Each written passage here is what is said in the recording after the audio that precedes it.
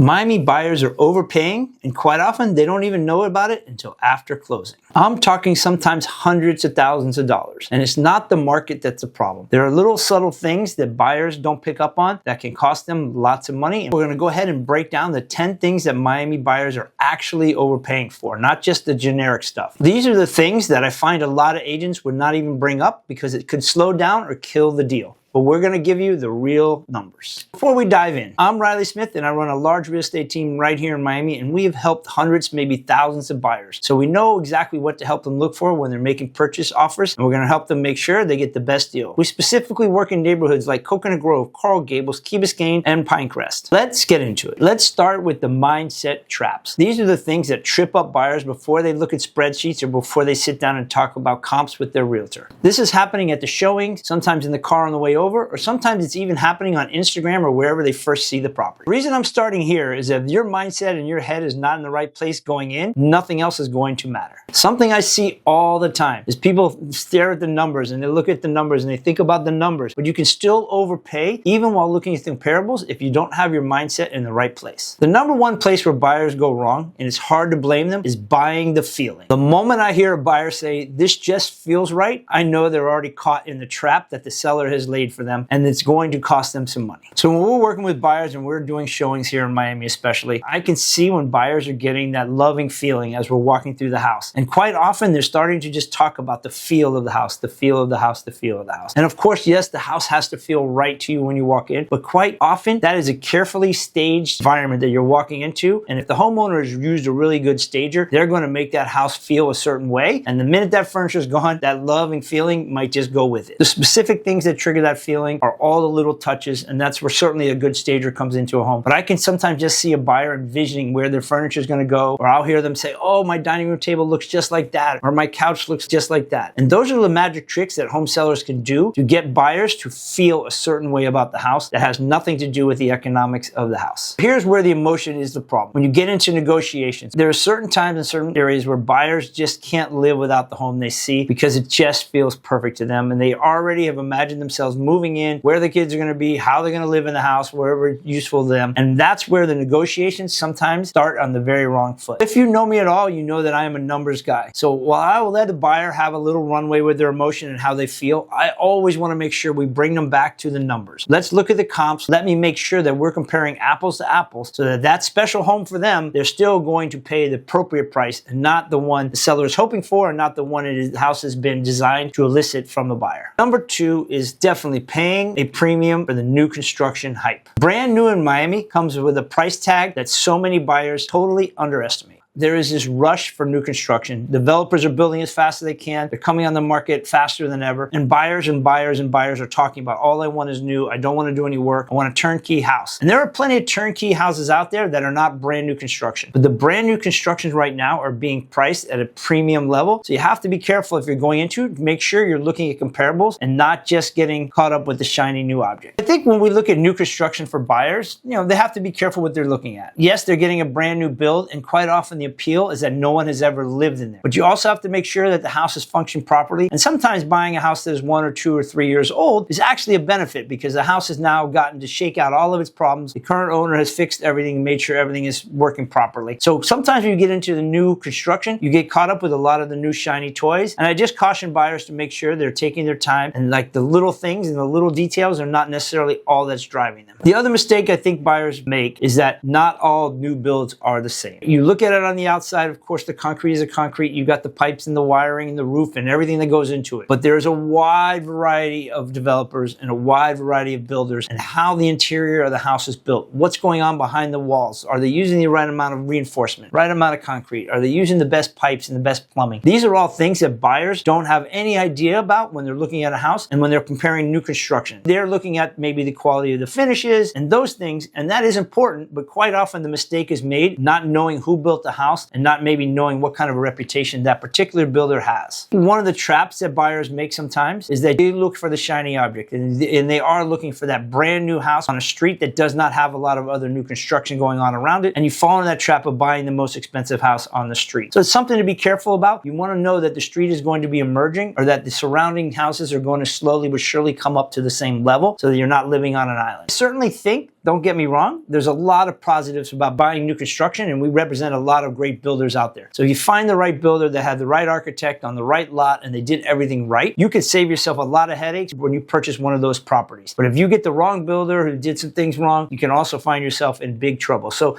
knowing and understanding the landscape of the area that you're buying in and who is behind building the house is super, super important. Number 3 is making sure our buyers don't overpay for the Miami modern. The clean, white aesthetic that is popping up in every modern home around South Florida right now is something that buyers sometimes get attracted to and definitely overpay for. There's certainly a look that most buyers, I think, are chasing for right now in that Miami modern. Of course, they want the super high ceilings. They want the big glass windows and doors when they first walk in. They also want to have the space open, but not totally open anymore. We are getting to a little bit more of a closed space. These are some of the things that they're looking for. And then, of course, the bells and whistles, and that depends on all different price points, what comes in that package. I think new construction is so compelling to buyers because, one, I think they like the idea that no one else has lived there before. 2, of course, they've all heard the horror stories of doing any kind of renovations here in South Florida. And 3, I think the new modern homes do have some things that you cannot do to an older home. You can't really raise ceilings, so you get these really elevated ceilings, you get a lot more glass, and you're getting a lot more natural light. So these are some of the benefits of going towards a new modern home versus trying to find perhaps an older home that's been beautifully renovated. The trap you have to ask yourself as a buyer is this actually a better home, or perhaps it's just a more photogenic home that caught your eye online? And that's a real thing down here, right? We're all using professional photographers to highlight our listings, so making sure that what you see online is absolutely jibing with what you see when you walk into the house. Something I always get asked by buyers is, do you think this aesthetic and this style of home is going to be here to stay? And I think for now, we are going to be in this trend for quite some time because it is a little more economical for builders to build. As long as that's the case, as long as people are attracted to it, it is going to have a long runway. But I've been doing this 25 years and I've seen all kinds of styles come and go. And I do believe this style will have a shelf life of its own. And there won't be that long in the future, but we see developers and end users coming up with a new look here in South Florida. Now, let's say you got your head on straight. You're not buying on emotion. You're looking at data and making sure you're making a proper purchase. Here's the problem. Some of the numbers that buyers are looking at are very, very misleading. And I don't mean that they're wrong. I mean that sometimes they're incomplete, and that gives you a false sense of confidence. So when you're purchasing a home, there's so many different numbers out there you have to wrap your head around. We've got price per square foot. We've got total square foot. We've got adjusted square foot. We've got all kinds of things. And then, of course, the final purchase price. And I think this is where a lot of buyers get trapped up in trying to navigate all of these different numbers. Number 4, trusting size metrics over livability. Price per square foot of living area and total area, these are some of the places where buyers really get tripped up. In today's world, we live in a spot where buyers really spend a lot of time focusing on price per square foot. And I think that's very valuable and very important, and it does have its place. But I think the reason we're doing that more and more is because so often we're looking at appraisals, people are getting mortgages, and so we're living and dying by the appraisal square footage number. And I think there is a place there where square footage is important, but there's also other things you need to take into consideration. But right now, I really feel like buyers are very, very hung up on price per square foot, which then means we have to make sure we're comparing apples to apples. Some people are marketing the total square footage. Some people are marketing adjusted square footage. We like to market the AC square footage or the interior square footage of a home. But then, of course, when you do it that way, you do lose some other factors you have to take into consideration. The size of the lot, the street, then there's the garage, there's terraces, there's balconies, there's all other things that go into it. So navigating the numbers is something that I find buyers have a really hard time with.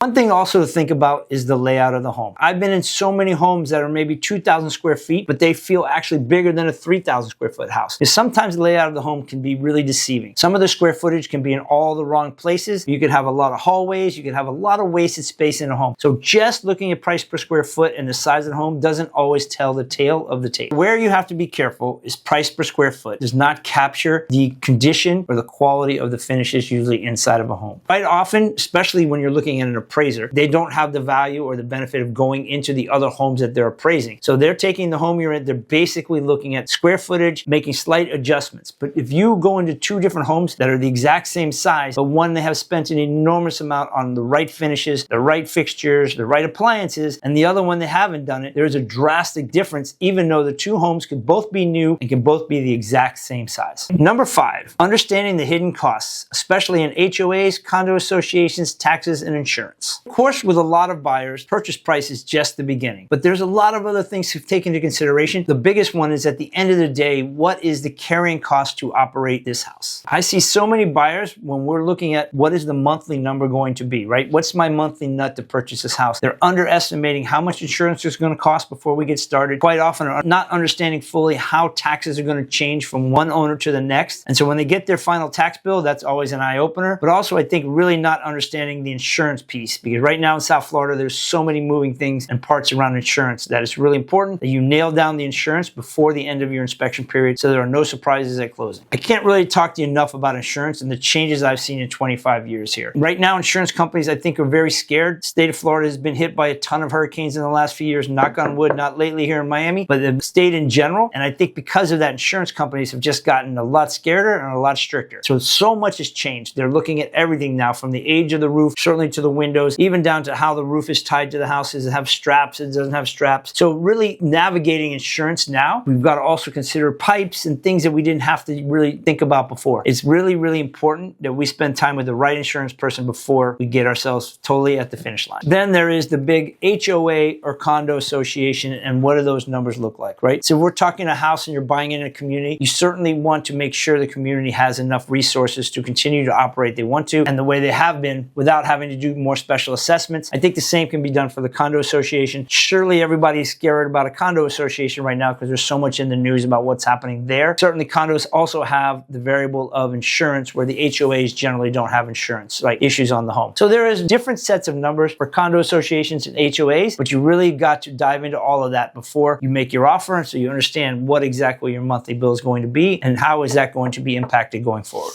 When we're sitting down with our buyers, one of the things we are making sure they're aware of is what are the hidden costs of home ownership, and what is it going to be more than just the mortgage payment, right? That's the first thing they figure out. So yeah, we're very careful to make sure we know how taxes are going to be increased. We're very careful to make sure they've got the right insurance advice, whether it's in flood insurance or how much flood coverage they need, what deductibles, what about the contents and all of these things. A lot of variables can go into the insurance piece. And then right now, you really do need the help of a good attorney or a good real estate agent to navigate the complexities of all of the HOA and condo associations out there, because those things are having ever-changing rules that are going to impact the purchase price, probably not as much as the actual payment you're going to be making for the rest of your life on the monthly payment. Number 6, and this is a really important one, missing the land value right underneath the house. In areas like right here in Coconut Grove, quite often what buyers are missing the mark is you may not just be buying the house, you're also buying the dirt underneath it. If you looked at the landscape of how things have changed in the past 5 years, there are houses that were purchased for people to live in that the house is no longer as valuable as the absolute dirt it's sitting. Right now, we're in the middle of this really interesting period in Miami pricing and what's happening in the Miami market. As we've talked about, everybody seems to want to be buying new construction, which means developers are in a frenzy to buy.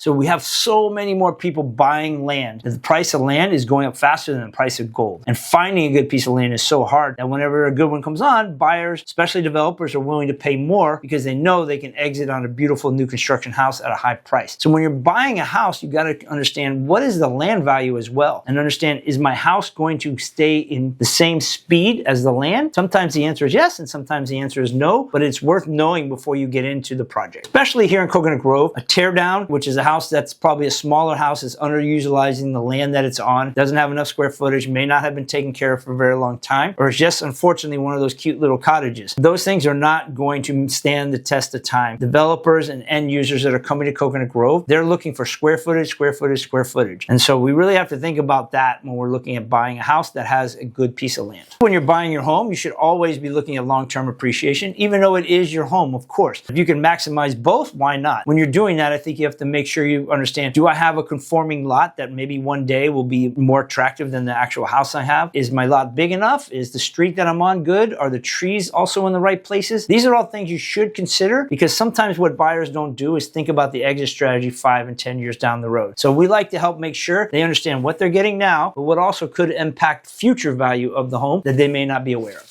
Especially in today's environment, ignoring the value of the land can cause buyers sometimes to miss a deal because they just don't understand that having extra land here, especially Coconut Grove and Coral Gables, is such a premium that people are paying for that. We have the average lot, which is 7,000, but if you look at a 10,000 or 14,000 square foot lot, you get to have so much more outdoor space. You get to have a bigger yard. You also have a huge room for improvement or expansion of the property, all of which definitely help its resale value. Last category, and these are the ones I find the most interesting because quite often you can't really find them until you're standing right on the property. These aren't the things you're going to find on Zillow. We're talking boots on the ground stuff, and this is where having a good realtor is really going to help you. Number 7, ignoring the micro location. Yes, sometimes things change in South Florida from street to street. So you have to be really careful when you're looking at comparables, when you're looking at neighborhoods, because you can have one street that is an outlier right next to another street. Sometimes you'll have a little bit of conformity, but quite often the street alone can change the value of the home. Certainly paying attention to the street, and there's so many different factors that go into this that really can attribute to what makes a home more or less valuable. In South Florida, Coconut Grove, Coral Gables, Pinecrest, everywhere, we have all different kinds of streets with all different kinds of properties. So things that you really want to look for, right? You want to look for consistency on the street. Are there a lot of properties that are similar to the one you're looking at? You want to look at traffic on the street. Of course, is it a cut-through street or a high traffic street? Those are two of the things that would really stand out to me. And then of course, there's just the eyeball test. Driving up and down the street. Does the street have curb appeal that is to your liking and that may be to future buyers' likings? These are all things that may be out of your control, but if you don't pay attention to them, can surely cost you dearly. This is something that out-of-town buyers miss a lot, especially, let's just say here in Coconut Grove, you can totally have one street that is a block away from another, and it can have a massively different value and a massively different perception, especially amongst the realtors and the locals that know what they're talking about here. So out-of-town buyers sometimes don't pick up on the little nuances, and they don't understand traffic patterns. They don't understand that the street with the crazy neighbor on it. Is that the street with the barking dog over there? Is this the cut-through street for the moms and dads that are rushing to the schools in the morning? These are all the little nuances that you cannot figure out anywhere looking online. You've got to be standing there paying attention. Something that always amazes me is how fast buyers can make a decision. I'm not one that makes a decision very fast. When I bought my house in Coconut Grove, I went to that house 16 different times. Now, I didn't have a realtor, so I didn't drive them crazy. I was my own realtor. But I wanted to know the neighbors. I wanted to see the traffic at different times of day. I wanted to see how the light played on the street. I wanted to know if there was barking dogs or crazy people on either side of me, or potentially there was a new construction that was going to happen right next to me that would impact my quality of life. So I think buyers probably should spend a little more time and go back at different times. They don't even have to go in the house to figure out the vibe of the street, the neighborhood, the neighbors around it. What is the wildlife like? Are the dogs barking? Are there kids crying? What are you looking for in a neighborhood? If you just go once at the perfect time, you may miss a lot of these subtle signs. So I recommend going back and spending time and cruising by the house and stalking the house as many times as possible, talking to the neighbors even to get a sense of it. But a lot of buyers, they don't do that, and I'm really surprised. Number 8. Getting fooled by cheap flips designed as luxury. Some of the most expensive mistakes buyers make is getting fooled by almost what we call lipstick on a pig, where somebody has come in, bought the house, they made some changes and they make it look spectacular, but really the bones maybe do not live up to the outside that you're looking at. Buyers sometimes miss some very glaring red flags on a cheap flip, right? A lot of times they're fooled by paint, by staging, but really you should look at the devil in the details, right? Checking a look at the kitchen, looking at the cabinets, looking what's going on inside there, seeing if they're using the right materials behind the walls, and just trying to see past the shininess that the seller is putting out there. Right now, especially, Miami has so many more fix and flips because the narrative out there is that the buyers only want renovated or new construction. So there's a lot of people that are already building the new construction, but of course that takes a very long time in here in South Florida. It could take you up to 3 years for a new construction home, where another group of people can come into a house, they can do a gut reno, or they can just do some cosmetic renovations and increase the value quickly and give the buyer what they're looking for, which is that move-in ready feel right away. When you're looking for a quality renovation versus just a cosmetic renovation, you've got to look at the details. You got to look at the caulking. You got to look inside the cabinetry. You got to look at the doors and the windows. Are they using the right materials? And then just using the eyeball test. If you are in that house long enough, you're probably going to ascertain how well it was built and how much attention to detail they spent and how much time and energy and money was spent on that renovation. Things that buyers may find after closing that were not visible to anyone during a showing is what was going on behind the walls. And this is a really hard thing, and this is where it's super, super important that even if you're buying new or newly renovated, you get yourself a home inspection, because you're not going to crawl under the house. You're not going to see what the plumbing is going on. You don't know what's happening with the septic tank. Quite often, you don't know what's in the attic. These are all things that we have to trust the seller is going to disclose, or that if you have a home inspector, they're going to find. And this is where a lot of problems come after closing. When we're helping a buyer, we want to make sure that during their inspection period, they are as thorough as possible. And I think pretty much most South Florida inspection companies have got this down pat. Let's talk about things that we should make sure. We're absolutely checking the roof in the attic. We're absolutely going under the house and looking at the plumbing, making sure the foundation is right. But then there's all the little details. Is the wiring proper? Is the fuse box proper? These are things that you have to make sure. And now in today's world, we're testing for radon, we're testing for mold. You should surely make sure you do a septic tank inspection, because this is sometimes not part of the regular inspection. So these are all the things that we help a buyer navigate, because buying something in South Florida, there's a lot more to it than parts of the rest of the country. So number 9.